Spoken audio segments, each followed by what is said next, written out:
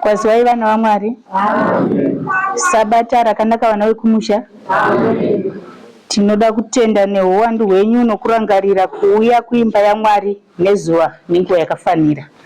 Toda kugamuchirai mese vaenzi nesangano redu rekuSt. Ives vari mukati medu. Toda kugamuchirai mukati mezuva ranhasi nevamwe vaenzi vari pakati pedu. Inzwai makasununguka, mambokwaziswa kudhara, asi sunungukai mukati menguva ino, nokuti imba yaMwari ndeyedu tose. Tose tinofanira kusununguka, hapana muenzi, hapana vobvo mukati meimba yaMwari. Saka inzwai makasununguka, shoko risvike zvakanaka panguva ino. Ndoda kutenda mukati mezuva ranhasi tine musoro weshoko unoti iwo go find my sheep. Ndokumbira varaja mutibatirewo.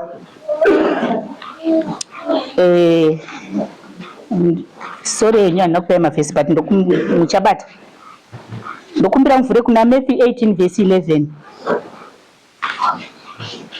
Vanere chirungu vafute munere chirungu ndishona. Alright, anere chirungu ndiani? Tobaya anere chirungu. Ndokumbira ugovhura, vamwe vanonzwa chirungu. Ndati musoro wenyaya unoti iwo go find my sheep. Tiverengerei Elder. Matthew chapter 18 verse 11. Nokuti mwanakomana womunhu wakauya kuzoponesa chakarashika.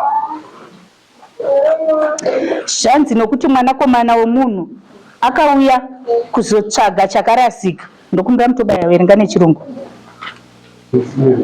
Yeah. For the Son of Man is come to see that which was lost. Okay, ndo mvuti ndakandoti ndimutobaya. Zvanzi for the Son of Man has come to save which was lost. Zvanzi Jesu achitaura parable iyi. It was a parable. Jesu achiitaura. Zvanzi akanga achitotaurira kuzama kupa kwatiri isusu kuti zvimwe tinganzwisisa kuti kana zvichinzi chakarasika chii, anototaura nenyaya yemufudzi. Kana kuchinzi kune chinhu chakarasika, kune hwai yakanga yarasika. Ndokumbira waraja maverenga 11 handiti. Ndokumbira mugochiverenga kubva pa10 kusvika pa14. Luke 15 verse 17 kusvika pa14. Matthew chapter 18 verse 10. Tenjerai kuti murege kuzvidza mumwe wavaduku ava, nokuti ndinoti kwamuri kudenga vatumwa vavo vanosiona misi yose chiso chaBaba vangu vari kudenga. Verse 11. Nokuti mwanakomana womunhu wakauya kuzoponesa chakarashika. 14. Munofungeiko kana munhu ana makwai ane 100 rimwe ravo rikatsauka, haangasii 20 akaenda kumakomo kunotsvaka rakatsauka here? Kana ariwana, zvirokwazvo ndinoti kwamuri, unorifanira kupfuura 20 asakatsauka. Nokudaro hakuzi kuda kwaBaba venyu vari kudenga kuti mumwe wavaduku ava afe. Masvika pa14. 1. Yes.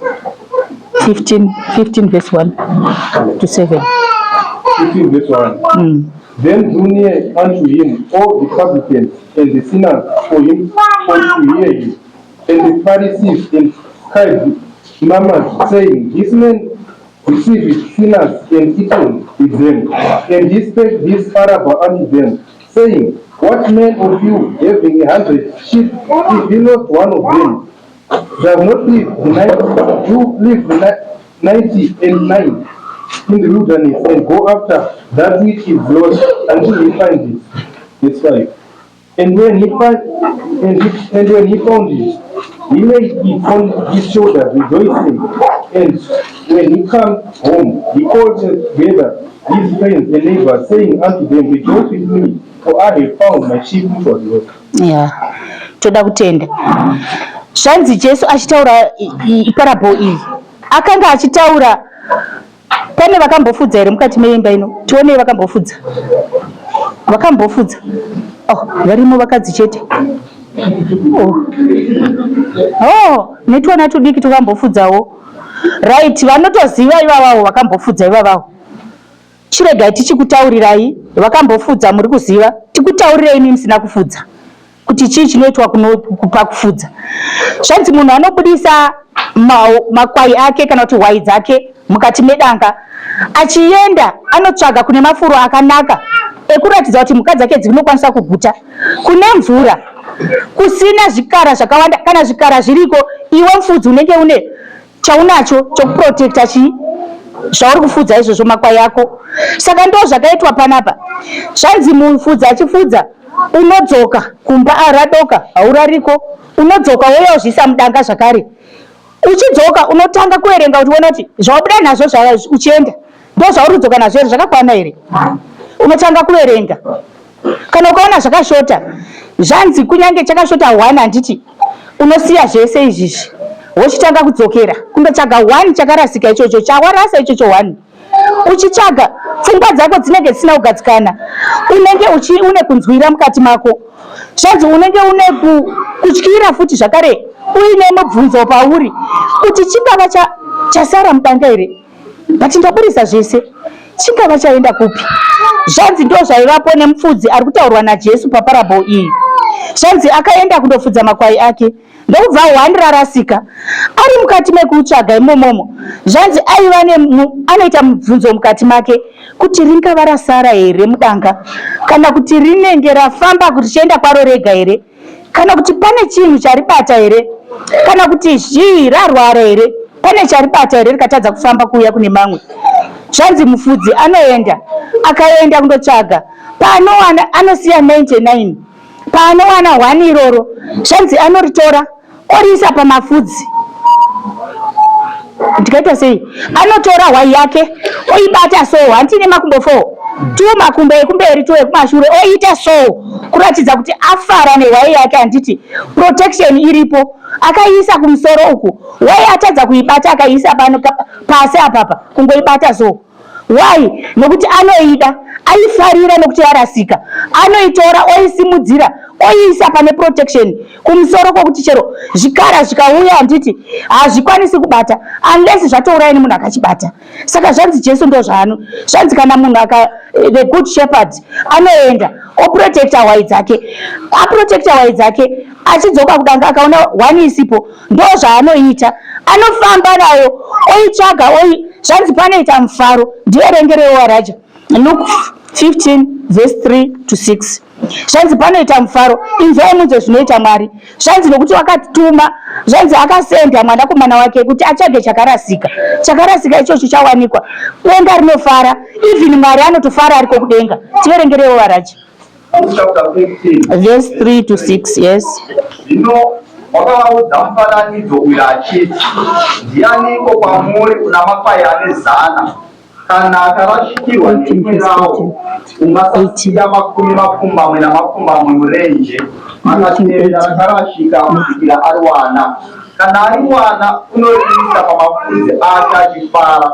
Kana asvika kumusha unokokera shamwari dzake navakavaka naye pakati pavanhu, farai neni nokuti ndawana gwai rangu rakanga rakarashika. Yes, zvanzi farai neni nokuti ndawana gwai rangu rakanga rakarasika. Tiverengerewo 14. Even so, it is not the pleasure of your Father in heaven for one of these little ones to come to destruction. Zvazi hausi mufaro waMwari wokuti kana 1 chikarasika kana kuti 1 chipararire zvacho, Mwari haazvifariri izvozvo. Zvanzi anosenda vafudzi, anoda vafudzi vakanaka. Zvanzi iwe chimbodzamisisa uri 1 uri iwe ipapapo kuti kana hwai yarasika unoonzwa sei, unoinzwira sei pairi iri yega, kuti yaenda iri yega, iri kufila sei hwai iyoyo iri yega kwairi ikoko, iri kunzwa sei iri yega, yajaira kufamba nedzimwe dzakawanda, yajaira kufura nedzimwe dzakawanda, yogara iri yega. Chii chiri kuitika kwairi ikoko? Zvinofanira kupinda mukati megood shepherd izvozvo, kuti sei hwai iyi iri yega iri kunzwa sei, chii chaiwira. unofanira kuita zvakanaka pazviri. Zvanzi asikana yawanikwa panoita mufaro wokuti nemaneighbors angu uyaiwo tifare nokuti ndawana wai yangu yakarasika. Munozviita here vana vaMwari? Wani wedu mukati munomu hatidi kuti adzokere kumashure. Ndopa example yekuti angogarawo kumba one Sabbath. Pane here anopindwa nepfungwa dzokuti wai agara kumba, chii chamuwira? Unonzwa sei kana usingaoni umwe wataigara naye padhuze naye, ataipinda naye, asi mukati meinoimba mwoyo wako uri kuita sei? Uri kunzwa sei?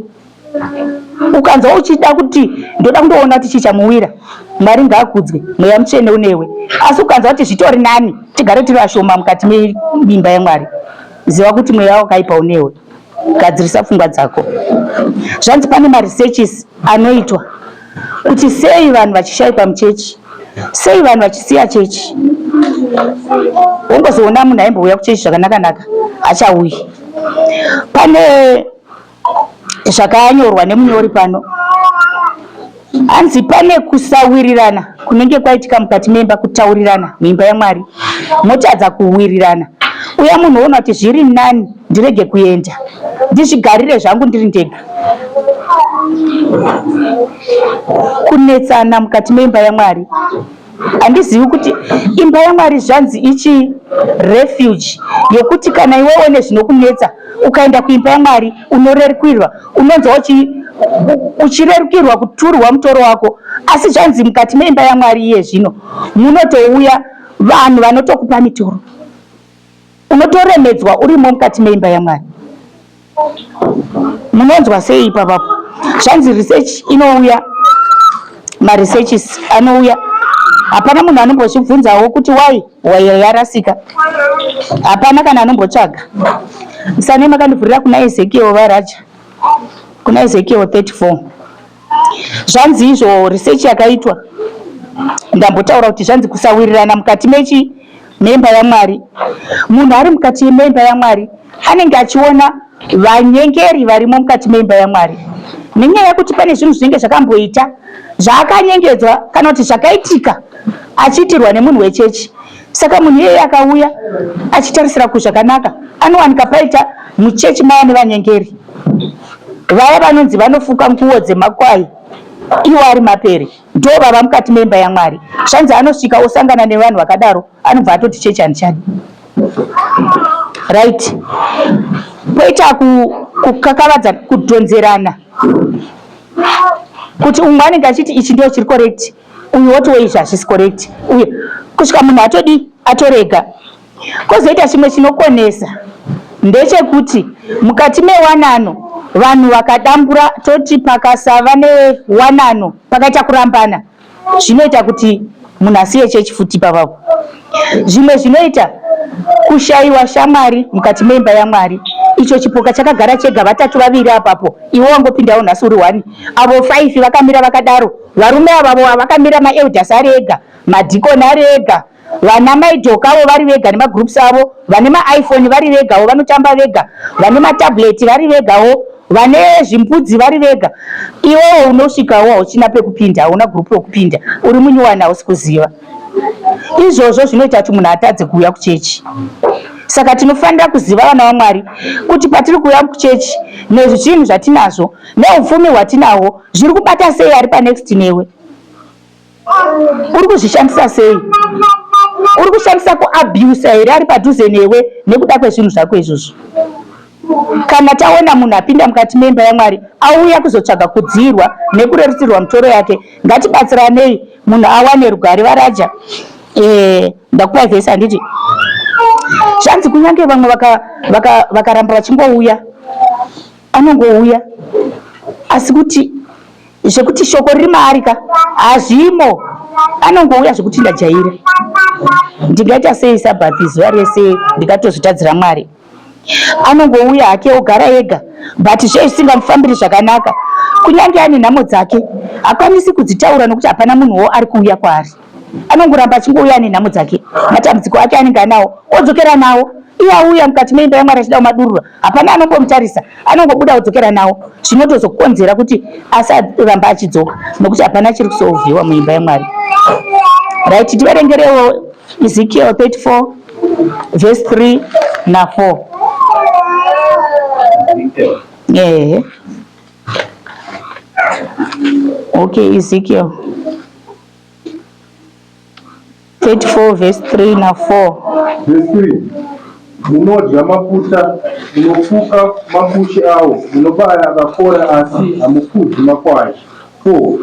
Hamuna kusimbisa anoshayiwa simba, kana kurapa anorwara, kana kudzosa akadzingwa, kana kundotsvaka akarasika, asi makaabata nesimba yavo. Zvanzi munodya mafuta awo makwai, asi hamumafudzi.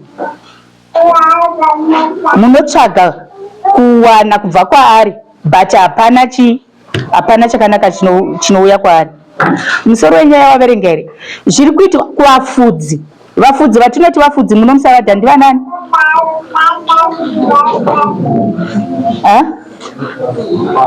Yes, ma-elders, ma-pastors.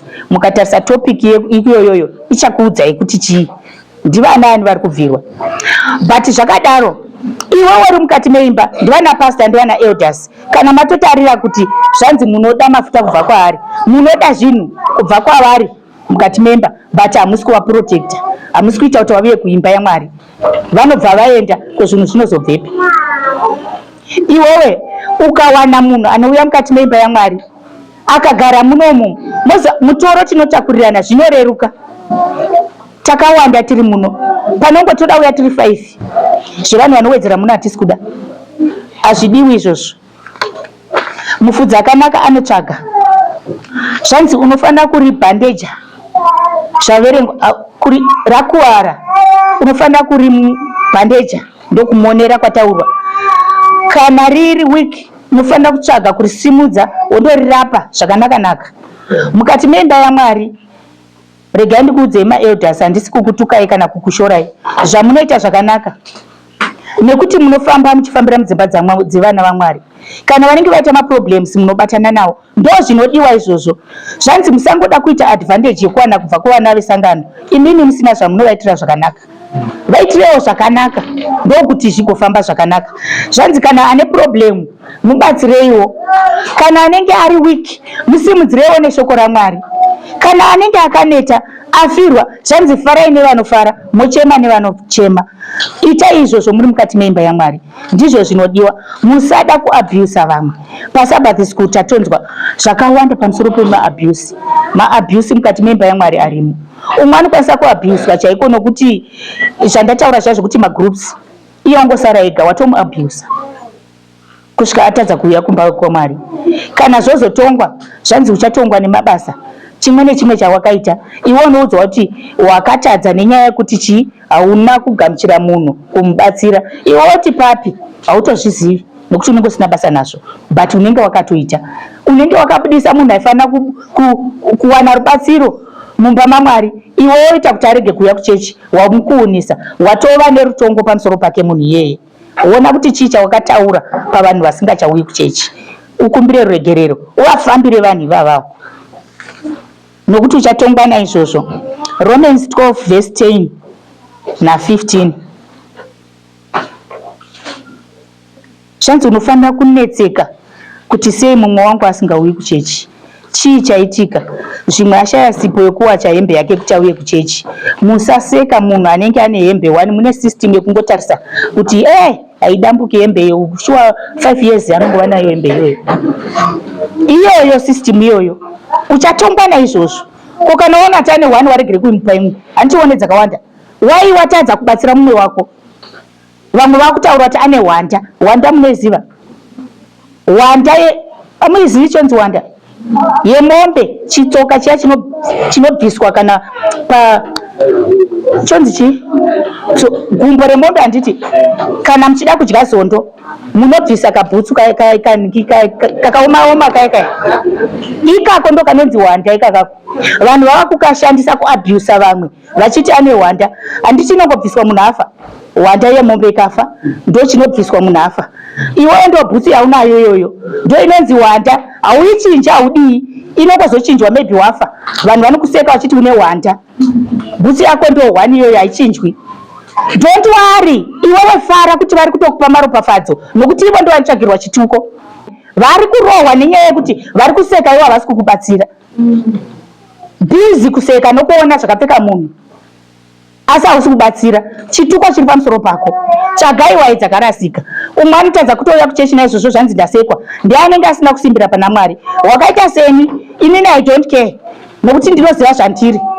Ende chero kaseka sei handina basa nazvo nokuti ndinoziva ndakatenda. Handina kuvinga munhu kuchechi, ndakavinga Mwari. Asi hatingadaro nokuti ndini. Kune vamwe vanotonzi akanzi zvakadaro anobva atsamwa. Zvanzi ane nhamo anouya nemashoko anodii anogumbusa nokuti uchatongwa pamusoro pazvo. Kana usina zvokutaura pamusoro pemunhu nyarara. Zvitori nani. Kana usina kana vhesi rokupa munhu ka Genesis 1:1 unenge watsvaga kuponesa munhu pane kuda kuabuse munhu kusvika atadza kutouya kuchechi nenyaya yekuziva nhema. Kuseka. Mwana waMwari, mweya mutsvene ngauzadze munhu anouya kuchechi. Ivai magood shepherd anofudza makwai zvakanaka. Gwai rauya mukati mechirugu, iwewe unoita basa rekuburisa. Uchazonzi chipa musi mukuru. Zvifunge uri wega. Waenda kukempi, ndinoda kufara nokuti kukempi zvanzi kwaiva neshoko rakanaka.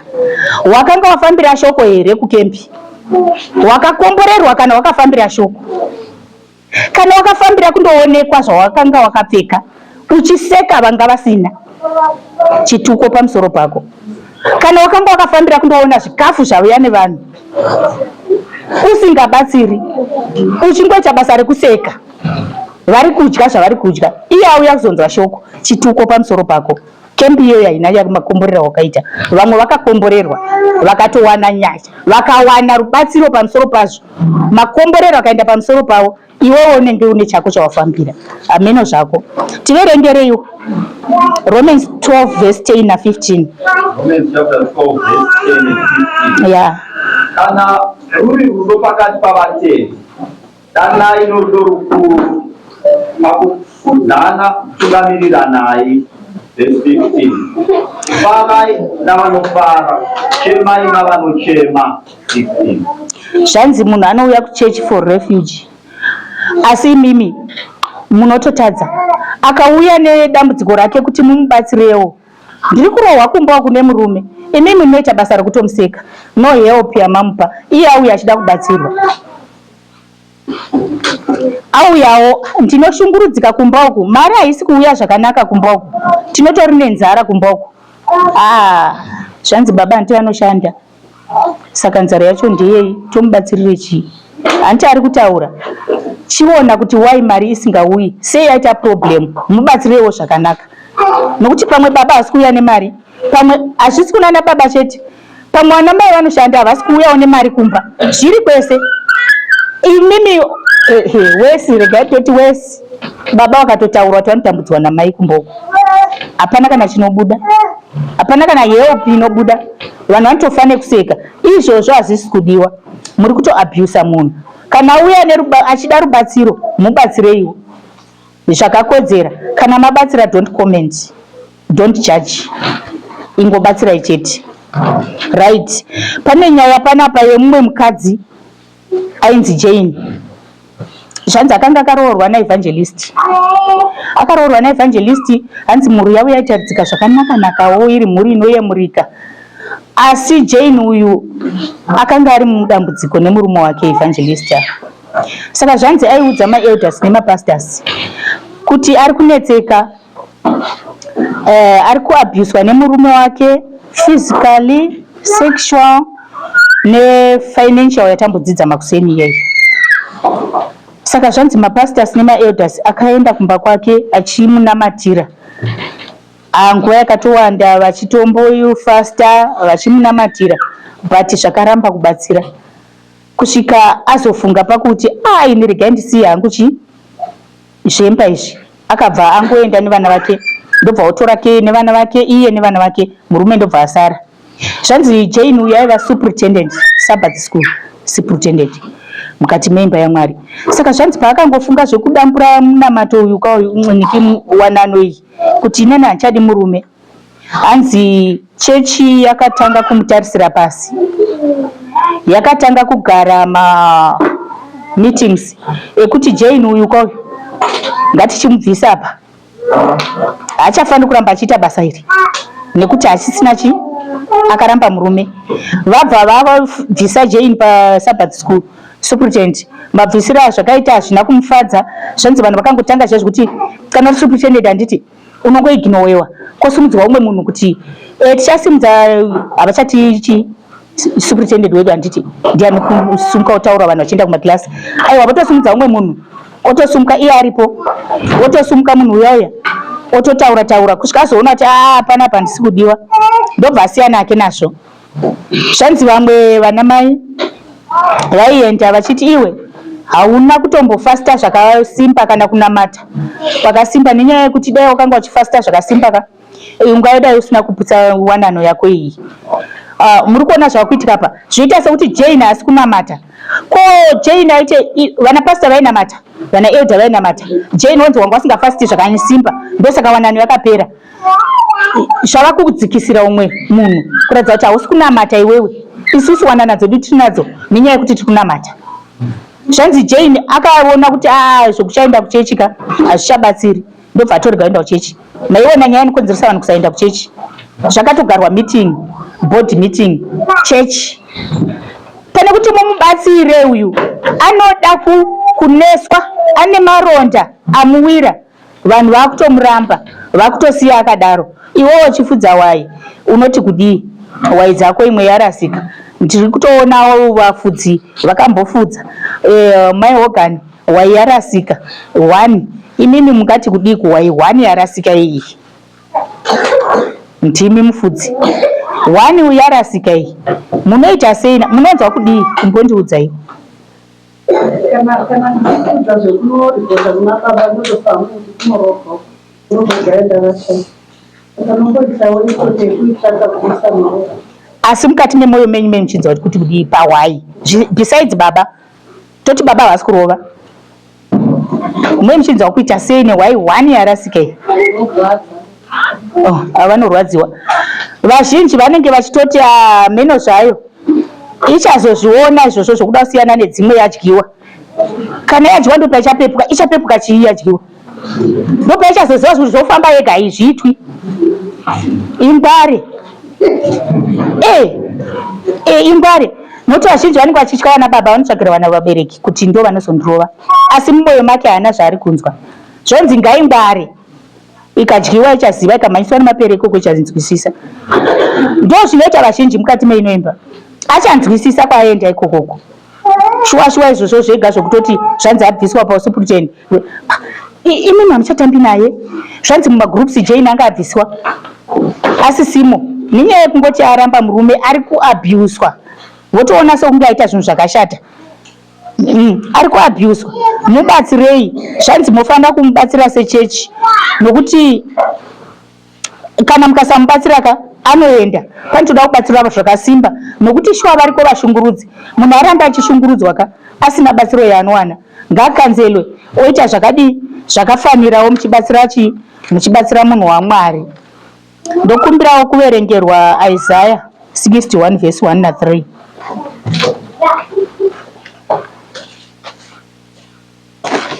Zvanzi shuwa kana munhu ashungurudzwa unotozofunga wei yako yokutoti uende.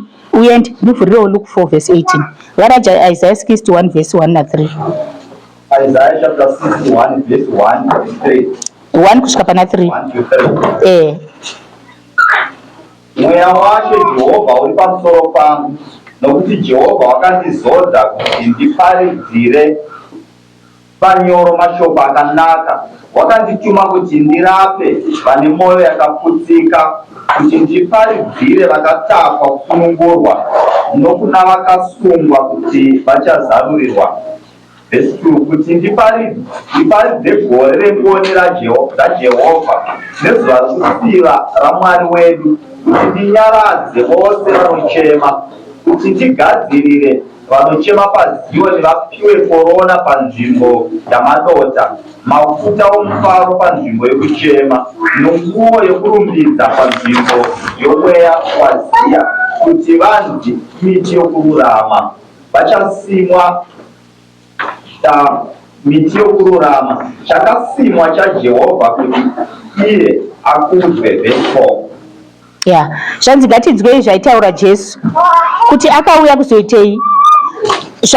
Verse 1 to 3 ndio inotaurwa kuti akauya kuzodzikinura avo vakasungwa, kuzosunungura vakatapwa, kuzopa rusununguro pane vakasungwa, handiti kupa mufaro kune vasingafari, handiti ndo zvatinofanira kuita sema good shepherds. Tiverengerewo Luke 4 verse 18.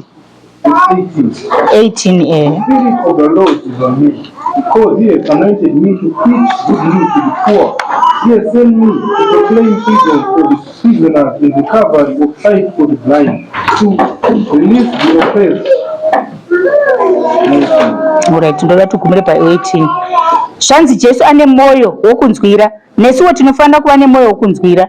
Tikaita mashepherds akadaro, Mwari anofarawo nazvo. Kwete kuti munhu auya nedambudziko rake kuchechi isu totanga kuseka. Ngatibatsiranei sevana vaMwari. Zvanzi pane mumwe mukomana futi akanga arimo mukati meimba yaMwari kubvira nakubvira. Zvanzi mukomana uyu aiabhuswa nenyaya yekuti mhosva dzese dzaingoiswa pamusoro pake. Kumba muchechi aingoramba achingodzikumbira ruregerero. Chaiziva iye ndichongodzikumbira ruregerero. Nedzisiri dzake aingondzikumbira ruregerero, aipiwa mhosva dzisiri dzake. Zvanzi maelders wokuchechi vakanga votongomupawo mhosva. Zvanzi kuchechi aiuya asi aingogara. Nguva nenguva aitongouyawo zvake, but aingotogarawo, hapana chaipiwa nekuti aitozikanwa somunhu wokungoita mhosva. Aitongozvigarira kuti arege kuuya kuchechi, but hapana zvazvinonyatsokumubatsira. Word rokuti forgiveness harina zvarinoshanda kwaari, nokuti nezvisiri zvake, mhosva dzisiri dzake dzinopiwa iye. Woregerera chii? Asi akadzitadza, asi anongodzikumbira ruregerero. Saka zvanzi akazosvika pakuzoona kuti chero vakaparidza zveruregerero hazvina zvazvoshanda kana kuti hazvimubati iye, nenyaya yekuti nemhosva dzisiri dzake aingopiwa, achingopomerwa zvinhu zvese zvese, hazvina kumubatsira. Mukomana uyoyu zvanzi hapana aitomuonawo semunhu. Saka zvakasvika pakuti agare ega, angova ega. Iabuse futi iyoyo yokuti munhu angogara ega, mamuabuse kungomupa mhosva dzisiri dzake, apa ava kugara ari ega.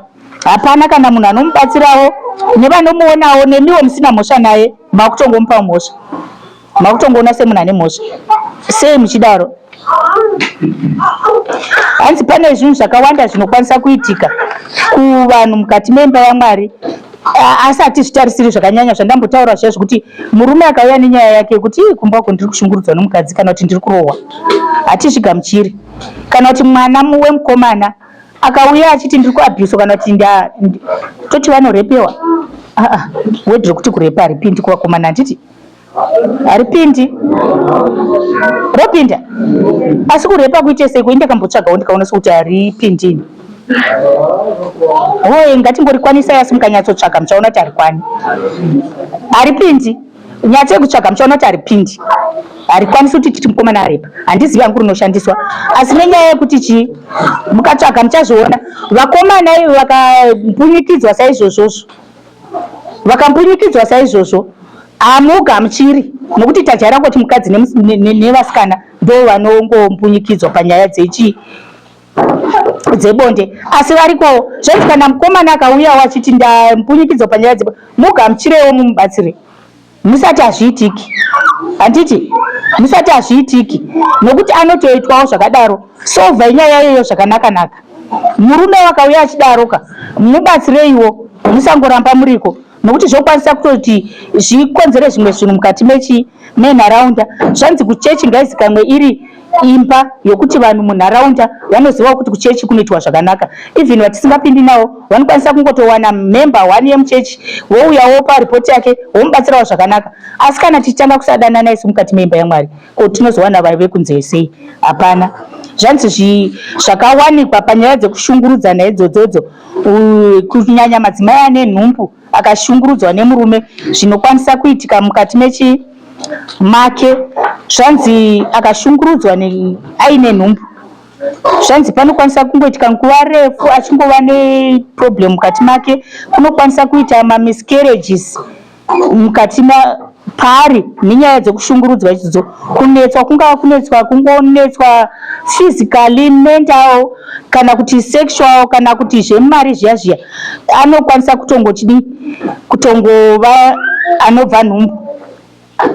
Zvanzi izvozvo zvemaviolence izvozvo zvokwanisa kutoti mumwe munhu azviuraye kundozvisungirira nemaabuse iyoyo, ashayiwa munhu anomubatsira, atongoona kuti chii chandinoramira panyika, munhu osvika pakuzviuraya nenyaya yekuti ashayiwa mubatsiri. Zvinozokonzeresa izvozvo futi tichatsvagirwa mhosva pamusoro paizvozvo. Zvanzi pakutsvakurudza, kana munhu auya nenyaya yake, ndambozvitaura, dzidzai kuteerera nyaya yake, hova mukatiwo mekurwadziwa kwaari kuitwa ikoko. Kana wateerera, don't judge. Zvanzi kana matarisa, akauya nenyaya yake achiti ndaitwa so, iwe usaramba kuti aiwa zvingaitika here izvozvo zvakadaro. Right. Pane vhesi pasoriverenga. All right. Zvanzi kana uri munhu ukava mutongi asina kururamisira, zvanzi wafanana nemutambudzi kana kuti nemunhu asingagoni kufudza makwai ake, anongoti ngazvienda nabasa rakuvara ndizvozvo rinongosiyiwa rakadaro, haribhandejwi, rinenge ratadza kufambawo, kuti ripiwe chikafu parinenge riri haripiwi, zvinongoenda. Saka abuse haifaniri kuwanikwa iri mukati meimba yaMwari. Kune vanhu vakasiyana siyana, vanhukadzi, vana, kana vanga vari paSabbath school, maabuses ataurwa akasiyana siyana. Izvozvo hazvifaniri kuitwa mukati meimba yaMwari. Tinofanira kuti chechi ive imba yerusununguko, kana kuti imba inofadza kumunhu wese.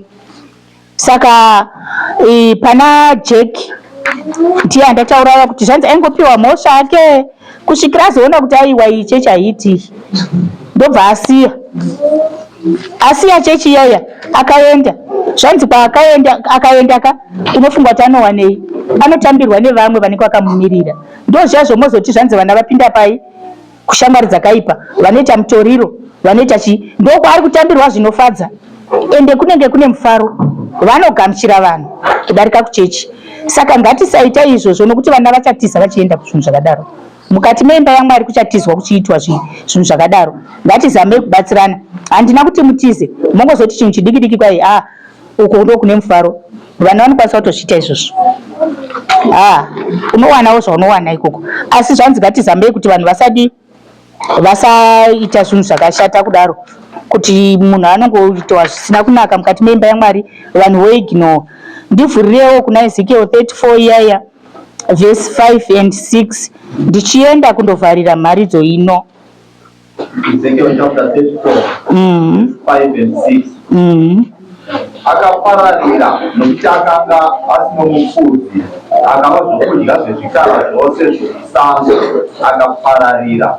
Makwai angu akadzungaira pamakomo ose napachikomo chimwe nechimwe chakakwirira. Zvirokwazvo makwai angu akapararira pasi pose, hakuna wakaaronda nokwatsvaka.